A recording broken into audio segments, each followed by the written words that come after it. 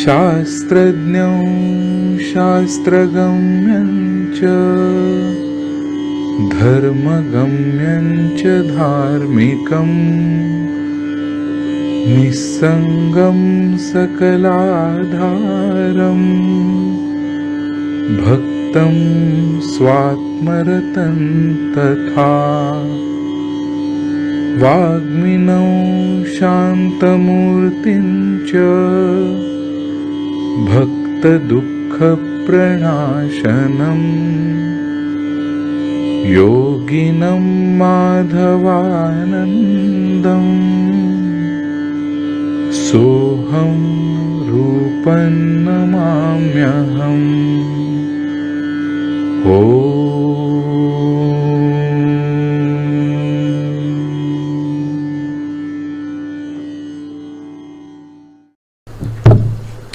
सच्चिदानंदम।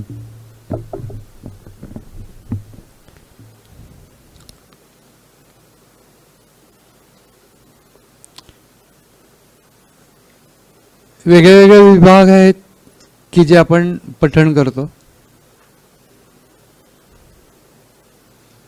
त्याचे विषय पण वेगवेगळे आहेत। त्याच्यातला हा जो विषय आहे, हा विषय असा आहे की जे काही म्हणून ऐश्वर्ययुक्त गोष्ट आहे, कांतीयुक्त आहे, शक्तिसंपन्न वस्तू आहे,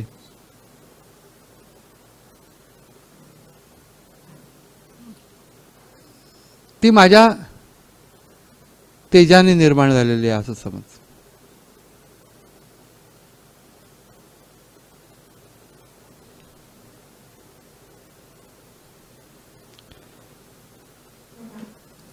माझं तेज सुद्धा सगळीकडे आहे। गामा विश्वच भूतानी धारयामाहं ओजसः पुष्णामि चौषधी सर्वः सोमो भूत्वा रसात्मकः। हे सगळं 15व्या अध्यायामध्ये एक प्रकारचा विभूती योग आलेला आहे। वस्तुतः विभूती योग जो आहे तो 10व्या अध्यायामध्ये आलेलं आहे की वेगवेगळ्या विभूती कोणत्या आहेत। त्याचं प्रिन्सिपल सांगून दिलं की जी गोष्ट ऐश्वर्ययुक्त आहे, वैभव संपन्न आहे, तेजयुक्त आहे, डोळ्यात भरणारी आहे, ते सगळं माया तेजापासूनच निर्माण झालं आहे असं समज।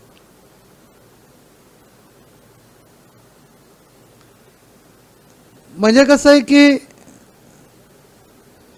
बाकीच्या गोष्टी भगवंतापासून निर्माण झाल्या आहेत का नाहीत,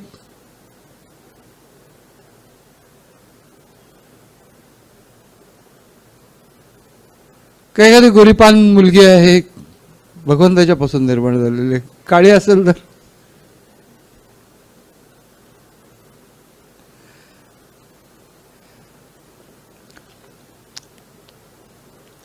अर्जुनाचं म्हणणं असं होतं की तू नक्की कुठे आहेस हे सांग। मी सगळीकडेच आहेस हे तत्वज्ञान आहे, सगळं काही चराचर तू व्यापून आहेस हे तत्वज्ञान आहे, सगळ्यांना माहिती आहे, मला पण ती गोष्ट मान्य आहे, कुणालाही मान्य आहे ते की सगळीकडे परमात्मा आहे। पण प्रत्येकाला नाही येत, भावना निर्माण होत नाही प्रत्येक ठिकाणी। काही काही लोकांना पाहिल्यानंतर जगात देव आहे की नाही याच्याबद्दल शंका निर्माण होते, असं काही लोक असतात।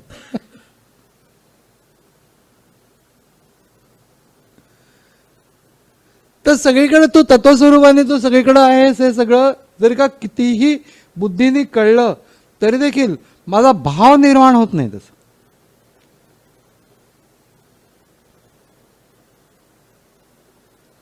आमचे शेजारी म्हणजे आमचे नव्हे पण आमच्या शेजारी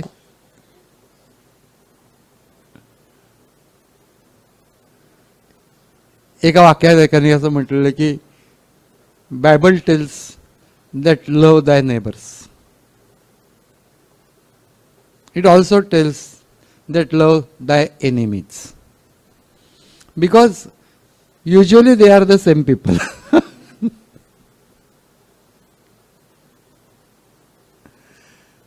सगळीकडे परमात्मा आहे, सगळीकडे परमात्मा आहे असं घोकून काही सगळीकडे परमात्मा आहे अशा प्रकारची तत्वज्ञानाची भूमिका फक्त विचाराने कळते. ॲक्च्युअली तसं वाटत नाही. आपला अनुभव आहे. आणि अर्जुन हा नेहमी आपल्या बाजूने बोलतो की सर्वसाधारण माणसाचा अनुभव काय आहे. 6वा अध्याय ज्यावेळेला सांगितला त्यावेळेला 6व्या अध्याय सांगितल्यानंतर सगळा योग सांगितला भगवंतांनी. संकल्पपूर्वान कामान त्यक्त्वा सर्वान अशेषता मनसैवेंद्रिय ग्राम विनियम्य समंततः. हे सगळं सगळं सगळं मान्यच आहे की जे जे काय माझ्या सगळ्या वृत्ती काढून टाक, अमुक कर तमुक कर, होतच नाहीये हे अर्जुन सांगतो. तितका वेळ तू सगळा जो योग सांगितला असतो मला जमेल असं वाटत नाही. का बरं जमणार नाही? कारण चंचलम ही मन कृष्ण प्रमाथी बलवत दृढम. मन इतकं चंचल आहे, हट्टी आहे. 1000 ठिकाणी जातं आणि त्याला काबूमध्ये आणायचं म्हणजे वाऱ्याची मोठ बांधण्यासारखं आहे. ते काही जमणार नाही. वायोरीव सुदुष्करम.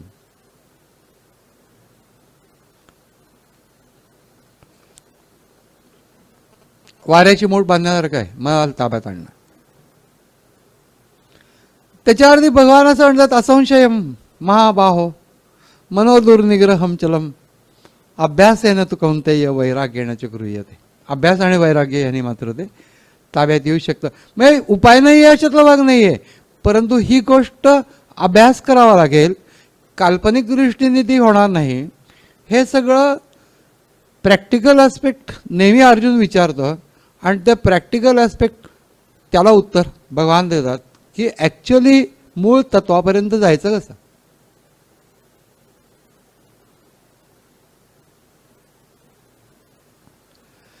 तसं मी तुला कुठे कुठे पाहावं असं भगवंताला अर्जुन प्रश्न करतो. सगळीकडेच मी आहे याने माझं समाधान नाही होत.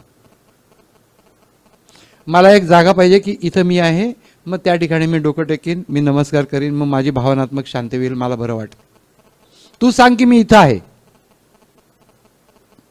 यासाठी म्हणून हा विभूती योग सांगितला 10वा अध्याय. कारण की एकदम सगळीकडेच परमात्मा आहे वैचारिक दृष्टीने किती मान्य झालं तरी सुद्धा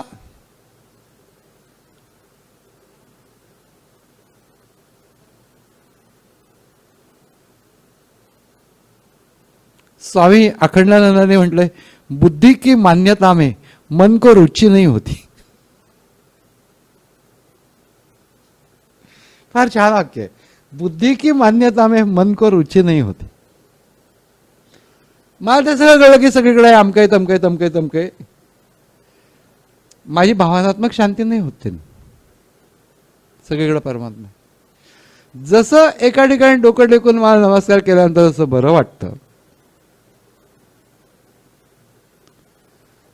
तसं केवळ वैचारिक दृष्टीने सगळं परमात्मा याने मला बरं वाटत नाही.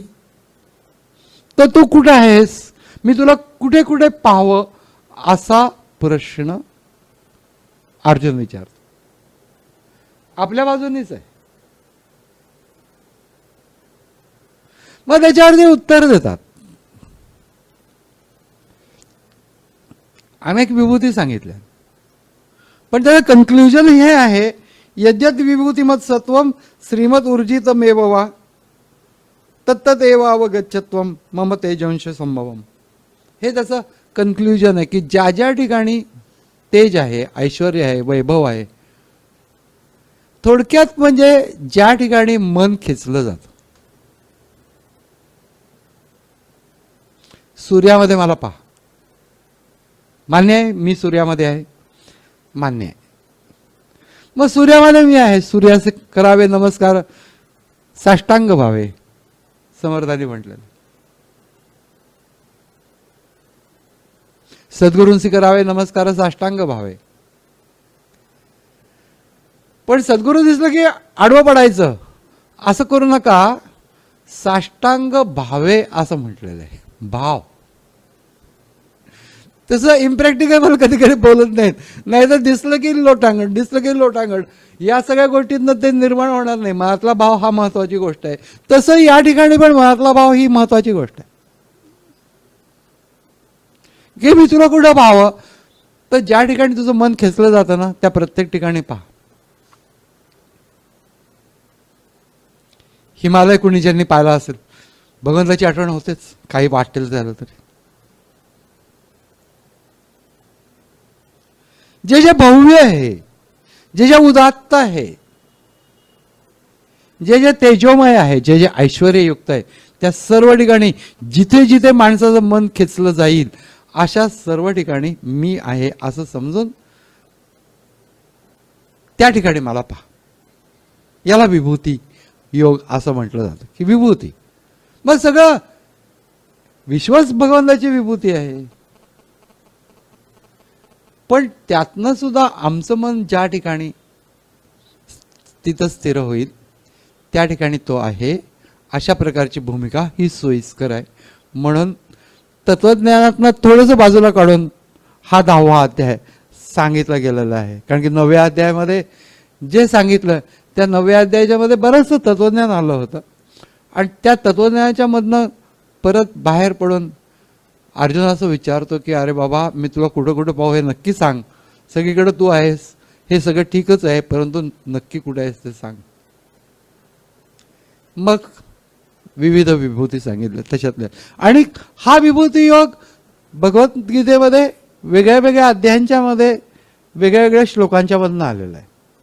भगवद्गीतेमध्ये म्हणजे असं चॅप्टर्स नाहीत, अमुक एक तमुक एक तमुक एक, त्याच्यामध्ये एक सलगता आहे, एकातून दुसरा, दुसऱ्यातून तिसरा, अशा प्रकारचा हा सगळा भाग आहे.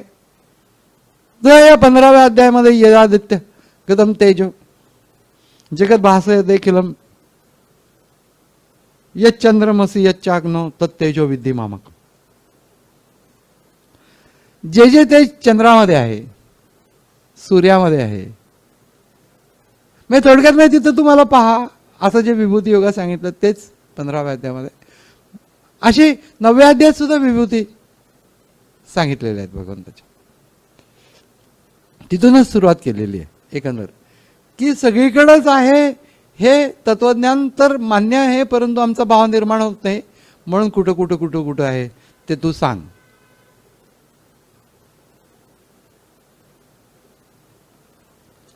मग तत्वज्ञानाची सुद्धा माणसाला काही दिवसानंतर सवय होते आणि मग त्याच्यानंतर तो तत्वज्ञान बडबडायला लागतो.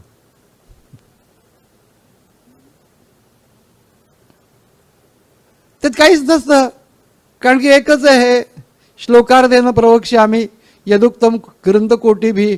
कोटी कोटी ग्रंथात जे सांगितले अर्ध्या श्लोकात सांगतो, ब्रह्म सत्यम जगन मिथ्या जीवो ब्रह्मैव नापरा. फिनिश. एवढंच तत्वज्ञान आहे. मग ते आपल्याला समजल्यासारखं वाटतं, पण तशी ज्ञानात्मक अवस्था निर्माण होत नाही, भावात्मक अवस्था निर्माण होत. नुसतं रुटीन.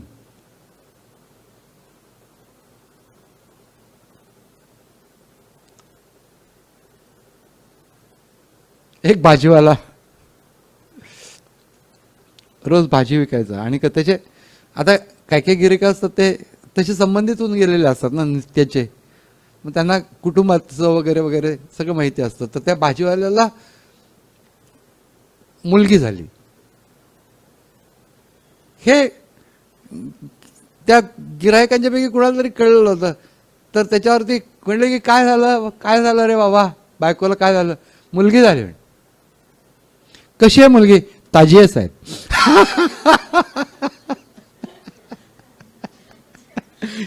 अंगाईची सवय झाली की ताजी आहे, भाजी कशी आहे ताजी आहे, मुलगी कशी आहे ताजी आहे, कालच झाली.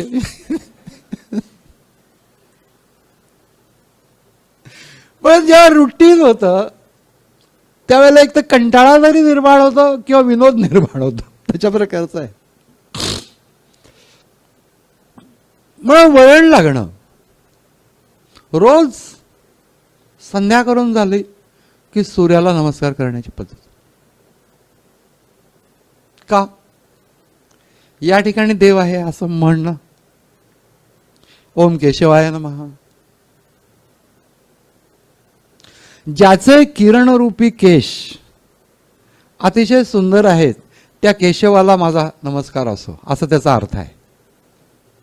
कारण हे लोक पहाटे उठत असत, आपल्याला हे माहिती नाही. आणि सूर्योदयाच्या अगोदर सगळं संपलेलं असलं पाहिजे. आणि ज्यावेळेस सूर्य उगवत असेल त्यावेळेला ते त्याच्याकडे बघत, त्यावेळेचे त्याचे जे लाल किरण असतात ते डोळ्यामध्ये जाणं हे आरोग्यदायी पण असतं. तर त्याच्याकडे बघत ओम केशवाय नमः, ओम नारायणाय नमः, ओम माधवाय नमः, ओम गोविंदाय नमः, हे जे सगळं म्हणत असतात. अंतःकरण पवित्र होणे. अजून काय? शेवटी या सगळ्या अध्यात्माचा उपयोग काय? अंतःकरण पवित्र होणे, एबल होणे. परमात्मा तत्वाचा विचार जो आम्हाला कळतो आहे तो प्रत्यक्ष धारण करायला ते एबल नसतं. आणि ती एबिलिटी कशाने निर्माण होते? भावनेने निर्माण होते, भक्तिभावनेने निर्माण. म्हणून विभूती योग सांगितलं की इथं तू नमस्कार, या ठिकाणी मी आहे.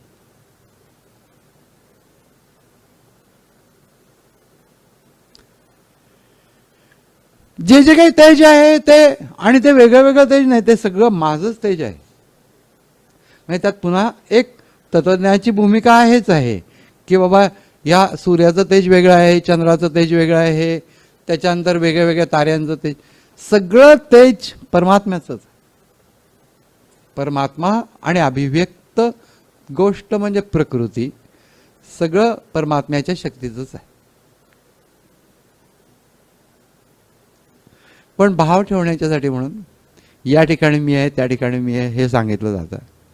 तसं हे जे श्लोक आहेत त्या श्लोकांच्या मध्ये हे सांगितलं जातं की पृथ्वीमध्ये प्रवेश करून प्रेरक रीतीने मी सर्व भूतांना धारण करतो. गामाविश्यच भूतानाम धारयाम अहम ओजसा, माझ्या ओजाने मी धारण करतो.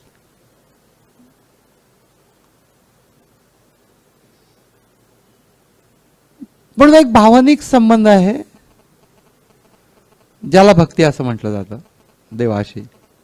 वैचारिक संबंध आहे आणि योगिक संबंध आहे. योगिक संबंध हा अनुभूती परत तुम्हाला नेतो. भावनिक संबंध आहे तो झटकन मन जोडून टाकतो देवाशी. तेवढंच असतं तर किती छान झालं असतं, पण ते स्थिर राहत नाही.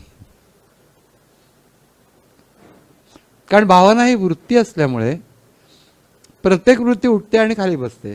त्यानुसार एखादी भावना निर्माण होते आणि मग त्याच्यानंतर ती भावना कमी कमी होते. योगस्थितीचं तसं नाही आहे. आणि योगस्थितीच्या मध्ये आपल्यामध्ये असलेलं चैतन्य त्याचा अनुभव घेणं आहे. आणि ती चैतन्य शक्ती जी आपल्यामध्ये आहे ती स्वच्या जाणीवेतनं प्रगट होते की जी जाणीव कधीही लुप्त होत नाही. मी म्हणून फोकस सेल्फ योगाच्या दृष्टीने करायचं. तत्वज्ञानाच्या दृष्टीने सगळीकडे परमात्मा आहे. वैचारिक दृष्टीने भूमिका आणि भावनात्मक रीतीने विभूती योग या ठिकाणी आहे, या ठिकाणी आहे, या ठिकाणी, या ठिकाणी. मग हळूहळू तुम्ही तुमची विभूती योग तो वाढवू शकता.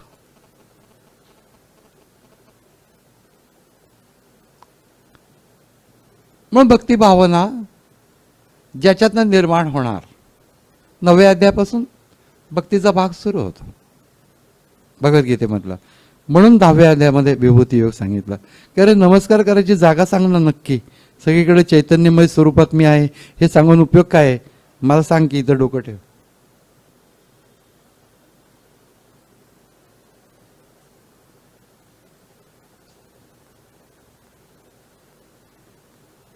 वेगवेगळ्या जे सुंदर सुंदर गोष्टी आहेत ते सगळ्या सांगितल्या. ज्या ज्या पवित्र गोष्टी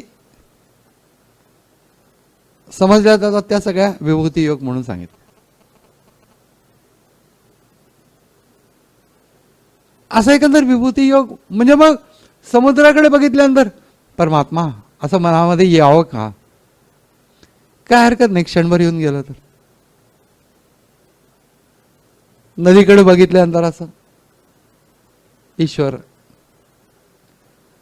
असं प्रत्येक विश्वामधल्या बाह्यसृष्टीशी चित्त संबंधित होत असताना जिथे जिथे म्हणून ते आकर्षित होतं त्या त्या ठिकाणी परमेश्वर आहे असं भगवद्गीता शिकवते. अशी भावना ठेव. सगळीकडेच आहे पण त्या ठिकाणी आहे या ठिकाणी तुला भावना ठेवू शकशील आणि मग त्यामुळे हळूहळू मग इतर ठिकाणी पण सगळीकडं परमात्मा आहे ते पुढच्या गोष्टी. तीर्थ विठ्ठल, क्षेत्र विठ्ठल, देव विठ्ठल, देवपूजा विठ्ठल, हे सगळं पुढच्या गोष्टी.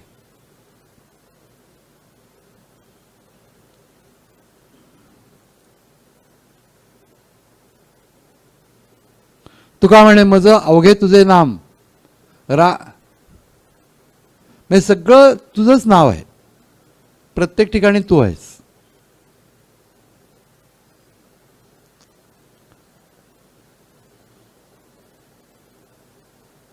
म्हणून हे भगवद्गीतेमध्ये पण ही गोष्ट मांडलेली आहे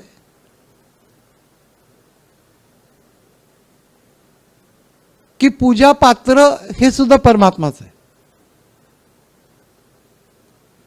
म्हणजे नुसती ती मूर्ती आहे ती परमात्मा आहे ही भावना जरूर ठेव. पण ज्या पूजा पात्रांनी तू त्याची पूजा करतोस ते पण परमात्माच आहे. पळी आहे परमात्मा आहे भगवद्गीता सांगते. हे सगळं बाजूला तेवढाच फक्त देव अशी जी संकुचित भावना निर्माण होईल त्या भावनेला कुठेतरी छेद देऊन अरे ज्या ज्या गोष्टींनी मन देवाशी जोडलं जातं ती सर्वच गोष्टी ईश्वर स्वरूप आहेत अशी भूमिका भगवद्गीतेला मांडायची आहे. परंतु त्यासाठी अगोदर प्रथम कुठल्या ठिकाणी आहे हे बघताना जिथे जिथे म्हणून मन खेचलं जातं त्या त्या प्रत्येक ठिकाणी मी आहे असं समज हे सांगतात. मग कुठलाही श्लोक असला तरी तुम्ही जर का त्याच्या अंतरंगामध्ये प्रवेश कराल तर तेव्हा तुम्हाला ती भगवद्गीता सांगायला लागेल की त्याच्यामध्ये केवढी मोठी तरी भूमिका आहे. नुसता तो एकच श्लोक आहे आणि त्याच्यामध्ये असं सांगितलंय असं नव्हे. त्याच्या पाठीमागे एक भूमिका आहे आणि ती भूमिका महत्वाची. तुझं ज्ञान एकदम विकसित होणार नाही. भक्तिभावातनं ज्ञान विकसित होईल. भक्तीचे पोटी निपजले ज्ञान भक्तीने दिले ज्ञानाचे महिमान. भक्ती माता तपा करीत असे जतन. भक्तीच्या संबंधामध्ये हे एक म्हणून भावनात्मक भूमिका पाहिजे आणि ती प्रत्येक जिथे जिथे म्हणून भगवंताचं अधिष्ठान आहे ते अधिष्ठान माझ्या मनामध्ये भावनात्मक रीतीने आलं तर त्या गोष्टी सोप्या होतात. यासाठी म्हणून हा जो विभाग आहे की याच्यामध्ये सगळ्यांच्या मध्येच मी आहे.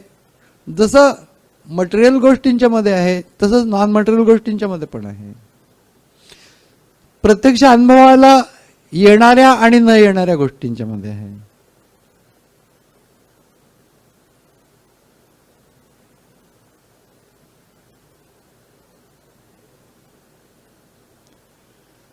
अशा आनंद विभूती या 10व्या अध्यायामध्ये सांगितलेल्या आहेत.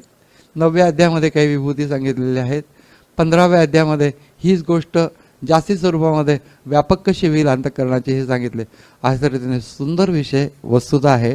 जर का कोणाला जर स्पेशल अभ्यास करायचा असेल तर भगवंताची अभिव्यक्ती भगवद्गीतेमध्ये कशी मांडली गेलेली आहे आणि त्याच्यावरती भाव कसा ठेवावा हे कसं सांगितलं गेलेलं आहे, ते फार अभ्यास करण्यासारखी गोष्ट आहे.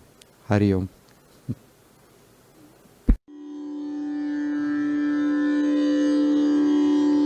यस्य स्मरणमात्रेण चित्तं भवति निर्मलं स्वामी समाधवानन्दो नित्यं वसति मे हृदि.